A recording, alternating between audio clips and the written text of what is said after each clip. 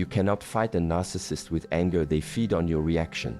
But when you master your silence, when your energy no longer bends to their games, you become their greatest discomfort. A narcissist thrives in control, attention, and emotional chaos. Remove those, and you remove their power. This is not about revenge. It's about awareness. When you understand the 6 things that quietly dismantle their grip, you no longer fear them, you outgrow them. And the moment you stop dancing to their rhythm, they begin to crumble. Not because you fought them, but because you rose above them. Let us sit together in this shared space of understanding, for there are currents in human interaction that can, if we are not aware, subtly erode our own inner landscape, leaving us feeling diminished, confused, perhaps even broken. Have you ever found yourself entangled with a spirit that seems to thrive on your light, yet offers little of its own in return, a presence that leaves you questioning your own worth, your own sanity? Stop for a moment, right here. Breathe. What if I told you that understanding the very dynamics that unsettle such a spirit, the very things that challenge their carefully constructed world, could be your profound key not to inflict harm, but to reclaim your own sacred peace, your own unshakable strength? Today, we will explore 6 profound truths, 6 patterns of being and response that individuals with such deeply self-absorbed and manipulative tendencies find intensely disquieting. This is not a lesson in retribution, for that path only perpetuates the cycle of pain. It is a lesson in profound self-liberation, in wisdom, in recognizing the energetic architecture of these interactions so that you may navigate them or detach from them with clarity and unwavering self-respect. And the 6th of these truths, the final one we will uncover together, that is the one that, once truly embodied, makes you virtually unreachable by their shadows, allowing your own light to shine undiminished. You will not want to venture forth without this essential understanding. Stay with me. Your journey to inner freedom can deepen significantly today. Before we embark on this exploration, let us approach this sensitive subject with a clear heart. When we speak of making a narcissist miserable, we are not advocating for a path of malice or revenge, for such energies only poison the self. Rather, we are seeking to understand the internal operating system of an individual whose primary focus is their own self-preservation and self-aggrandizement, often at great cost to those around them. Their misery arises not from your actions, but from their own inability to cope when their distorted needs and expectations are not met. Our aim here is to empower you, to provide you with the wisdom to protect your own well-being by understanding what it is that fundamentally disrupts their preferred dynamic of control and adulation. This knowledge is for your protection, your liberation, and the reclaiming of your peace.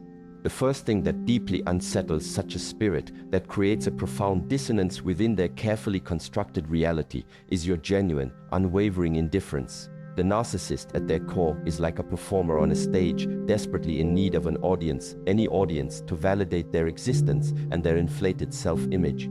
They crave attention, which is their primary form of narcissistic supply.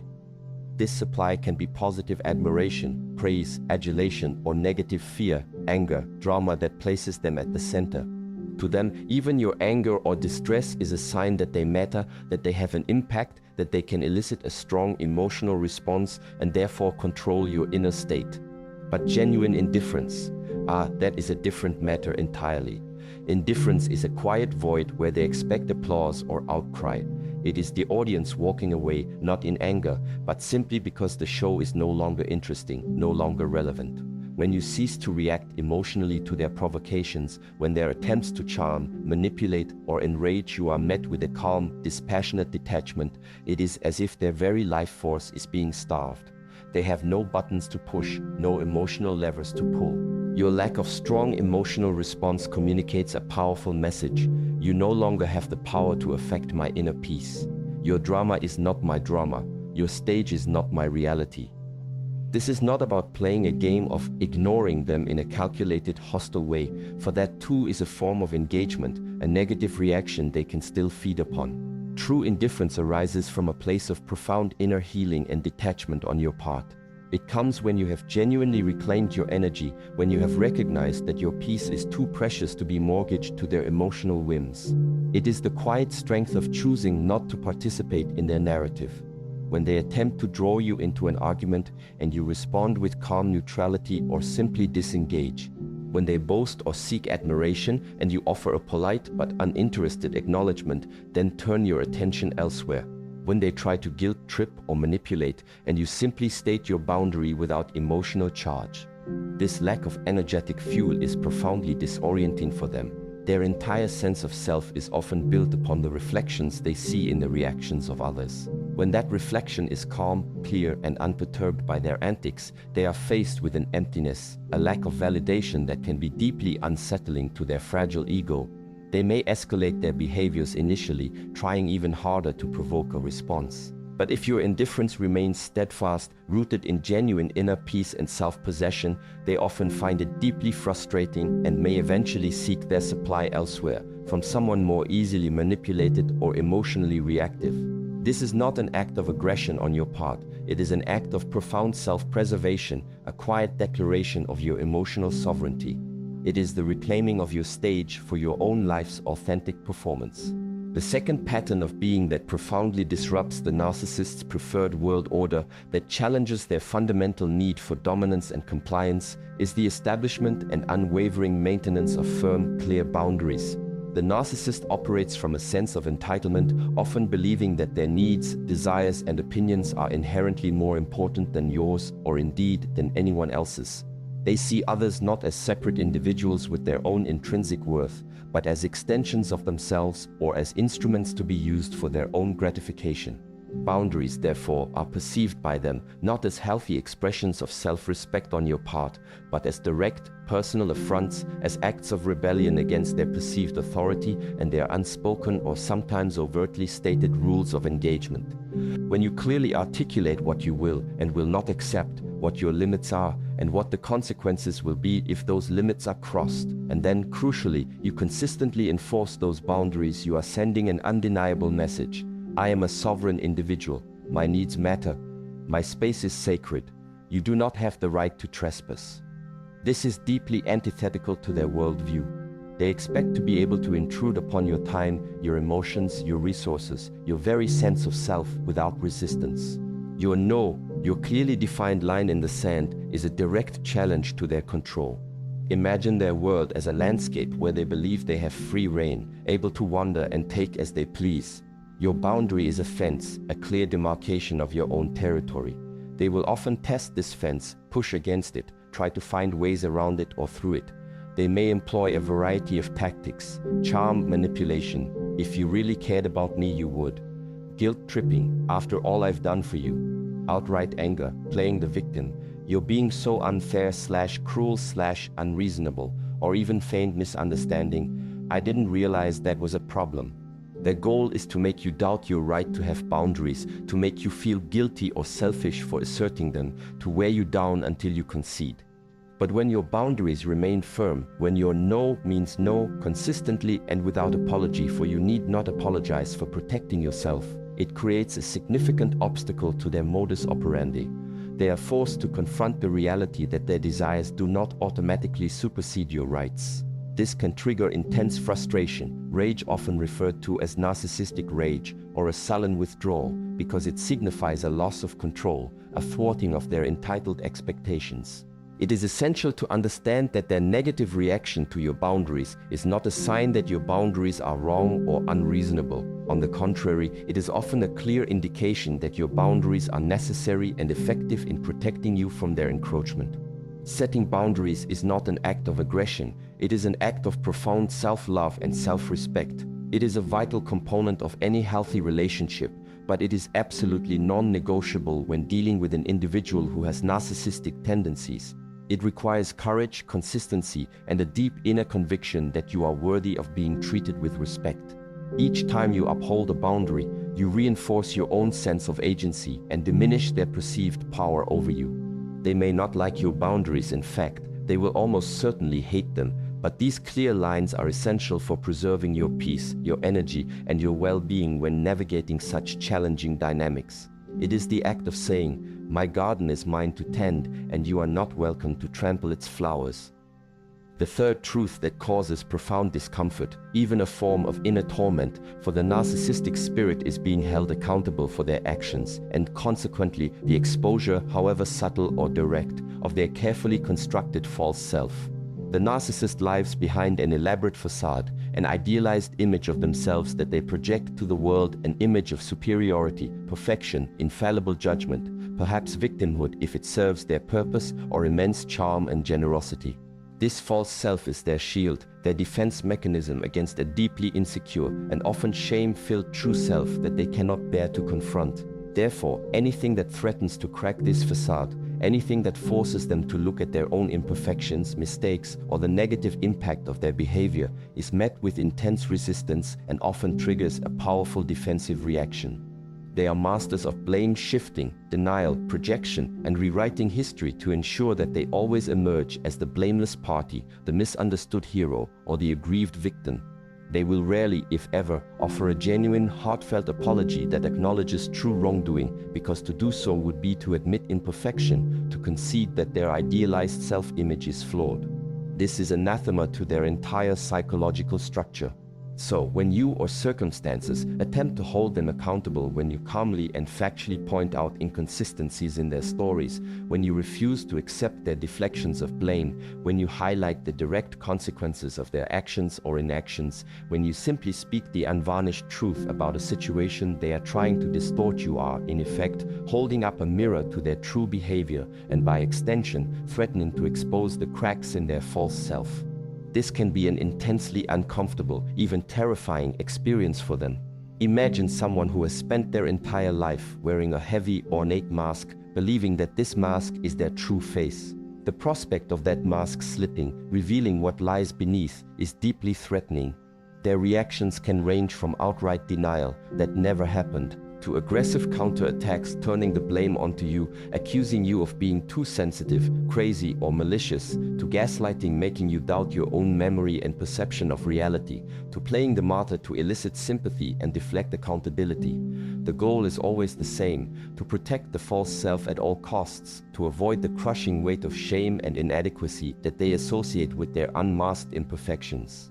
Therefore, when you calmly and consistently refuse to participate in their distorted reality, when you hold onto the truth of your own experience, when you seek accountability not through aggressive confrontation, but through a steady adherence to facts and a refusal to be manipulated, you are creating a situation that they find profoundly unsettling. They hate it because it challenges their control over the narrative, it threatens their sense of superiority, and it forces them into a proximity with their own disowned flaws that they desperately seek to avoid. It is important to note that the aim here is not to deliberately expose them for the sake of shaming them publicly, for that can be a dangerous and often fruitless endeavor that can escalate their aggression. Rather, it is about protecting your own sanity and integrity by refusing to collude with their falsehoods, by quietly and firmly upholding the truth as you know it, especially within yourself and in your direct interactions with them, if such interactions are unavoidable. It is about not allowing their distorted reality to become your own. When you do this, you are no longer an easy target for their manipulations, and you are implicitly challenging the very foundation upon which their false self is built. This creates an inner dissonance for them that is deeply uncomfortable, a stark contrast to the adulation or compliance they crave. This is particularly acute if you are someone they once considered under their influence or someone they attempted to undermine. If you have managed to extricate yourself from their toxic orbit, heal from their impact, and then go on to build a life filled with authentic joy, meaningful accomplishments, and healthy relationships, your very thriving becomes a silent, powerful testament to their irrelevance in your flourishing. Your happiness, achieved independently of them, and perhaps even in spite of their past efforts to diminish you, is a mirror reflecting their own inner emptiness and their failure to maintain control over you or to permanently damage your spirit. They expected you to crumble, to remain dependent, or to be perpetually scarred. Your resilience and radiant well-being contradict this narrative, and this contradiction is deeply unsettling to their ego. They may react in various ways. They might try to minimize your achievements. "Oh, anyone could have done that," or "it's not really that impressive." They might subtly or not so subtly try to sabotage your happiness, perhaps by spreading rumors, creating drama, or attempting to triangulate others against you. They might feign indifference while secretly seething with envy. They might even try to reinsert themselves into your life, perhaps with false apologies or renewed charm, in an attempt to co-opt your success or to once again gain some measure of control or supply from your now vibrant energy. The underlying reason for these reactions is their inability to genuinely celebrate the good fortune of others if it doesn't somehow reflect positively on them or serve their own agenda. Their worldview is often a zero-sum game. If someone else is up, they feel they must be down. Therefore, one of the most powerful, albeit often unintentional, ways to highlight their inner misery, which is truly their own envy and insecurity, is simply for you to live your life authentically, joyfully, and successfully, entirely for your own sake. This is not about performative happiness designed to provoke them. That would be another form of engagement, another way of giving them your energy. This is about genuine, deep healing and the courageous pursuit of your own well-being, your own passions, your own definition of a meaningful life. Completely independent of their past influence or their current observation. When you radiate authentic joy, when you achieve your goals through your own efforts, when you cultivate loving and supportive relationships, you are embodying a state of being that they themselves often struggle to attain genuinely. Your light, shining brightly and freely, simply illuminates the shadows of their own discontent. They hate this because it underscores their own inner lack and their inability to derive genuine, sustainable happiness from within. Your thriving is a silent refutation of their devaluing tactics and a powerful affirmation of your own inherent worth and resilience. It is, in essence, the most profound way to move on and reclaim your life. And in doing so, you inadvertently highlight the very emptiness they try so desperately to conceal. We have now delved into the narcissist's aversion to accountability and the discomfort they feel when faced with the genuine happiness of others, particularly those they've tried to diminish. These insights further reveal the fragile underpinnings of their grandiose facade. But their need for control, their desperate craving for relevance in the lives of others, goes even deeper. What happens when they sense that their influence is truly waning, that their machinations no longer hold sway, that they are, in essence, becoming irrelevant to those they once sought to dominate? And what is the ultimate, unshakable quality in another that renders all their manipulative tools utterly ineffective? The answers to these questions hold the keys to your most profound liberation and their deepest frustration. Stay with me, for the path to true inner freedom from such entanglements is becoming clearer with each step. The fifth profound source of distress for the narcissistic individual, a state that can indeed feel like a form of misery to their control-oriented psyche, is the palpable and undeniable loss of control over you and the growing realization of their own irrelevance in your life. Control is a cornerstone of the narcissistic operating system. They need to control the narrative, control perceptions, control the emotional states of those around them, and ultimately control others to ensure a steady flow of narcissistic supply and to reinforce their sense of power and superiority. When this control begins to slip, when their manipulations no longer yield the desired results, when you begin to make choices and live your life based on your own values and desires, rather than their dictates or subtle influences, it can trigger a profound sense of panic, frustration, and even rage within them. This loss of control often happens gradually as you, the person who was once entangled, begin to heal, to set boundaries, to practice indifference, and to reclaim your own agency. Perhaps you no longer jump to their demands. Perhaps you stop sharing personal information that they can use against you. Perhaps you develop new interests, new friendships, a new sense of purpose that does not involve them or require their approval. Each step you take towards your own autonomy, your own independent well-being, is a step away from their sphere of influence. They may try to escalate their tactics to regain control, more intense love bombing, more dramatic guilt-tripping, increased attempts at intimidation or smear campaigns. These are often desperate measures born from the fear of losing their grip, of becoming insignificant in your world. The dawning realization of their irrelevance is particularly cutting for them. The narcissist needs to feel important, to believe that they are central to the lives of those they target. When you demonstrate, through your actions and your emotional state, that your happiness, your decisions, and your life's trajectory are no longer contingent upon their approval, their presence, or their machinations, it deals a significant blow to their inflated sense of self-importance. They may have invested considerable effort in trying to make you feel dependent on them, to convince you that you cannot manage without them, or that your worth is tied to their validation. When you prove, by living well and independently, that these were merely illusions they try to project, their narrative crumbles. Your journey towards self-sufficiency and independent joy therefore becomes a silent but powerful dismantling of their illusion of omnipotence in your life. It is the ultimate act of reclaiming your power, simply by choosing to live your life authentically and freely on your own terms, guided by your own inner compass, no longer tethered to their need for control. This is not about actively trying to make them feel irrelevant. It is the natural and empowering consequence of you choosing to make your own well-being and authentic path supremely relevant. And now, my dear friend, we arrive at the sixth and final truth, the one that, when deeply understood and, more importantly, fully embodied by you, represents the most profound and unshakable defense against narcissistic influence, the very quality that renders their entire arsenal of manipulation utterly ineffective, thereby causing them the deepest, most fundamental form of disquiet, not a disquiet you inflict, but one that arises from their own inability to penetrate or corrupt your authentic essence. This ultimate thing they hate, because it makes you truly unreachable and impervious to their games, is your genuine, unshakable, authentic self-confidence and profound self-love, rooted not in external validation, but in a deep, intrinsic knowing of your own inherent worth. The narcissist operates by exploiting vulnerabilities, insecurities, and the need for external approval in others. Their tactics, love bombing, devaluing, gaslighting, triangulation, are all designed to destabilize your sense of self, to make you doubt your worth, to make you dependent on them for validation, and thus easier to control.